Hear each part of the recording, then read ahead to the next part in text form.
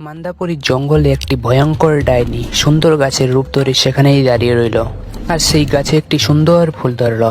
আরেকদিন হঠাৎ একটি কাক সেই ফলটা এসে খেয়ে একটি ভয়ঙ্কর দানবে পরিণত হলো। সেই দানবটি জঙ্গলের মধ্যে এসে যাকে দেখতে পেত তাকেই খেয়ে নিত। এরকম সবাইকে খেতে খেতে খেতে খেতে একদিন দানবটি টুনির বাসার সামনে চলে এলো আর টুনির একটি ছানাকে গিলে নিল। তখন টুনি সেখান থেকে দ্রুত পালিয়ে গিয়ে মৃত্যুপরীর কাছে গেল এবং মৃত্যুপরীর কাছে সেই ভয়ঙ্কর দানবটির মৃত্যুর কামনা করল। তখন মৃত্যুপরী তার জাদুর লাঠি দিয়ে টুনিকে একটি ভয়ঙ্কর ডাইনোসরে পরিণত করলো এবং টুনিকে বলল, যাও তুমি গিয়ে ভয়ঙ্কর দানবটির সঙ্গে লড়াই করেই জঙ্গলের সব জীব-জন্তুকে বাঁচিয়ে নাও। তখন টুনি দানবটির সঙ্গে লড়াই করতে শুরু করে দিল। এরকম লড়াই করতে করতে টুনি দানবটিকে হারিয়ে দিল আর দানবটি হেরে যাওয়ার সঙ্গে সঙ্গে পুনরায় কাকে পরিণত হলো। তখন টুনি কাককে জিজ্ঞাসা করলো যে সে কিভাবে একটি ভয়ানক দানবে পরিণত হলো। তখন কাকটি টুনিকে সব খুলে বলল। তারপর টুনি সেখান থেকে দ্রুত গাছটির এখানে গেল।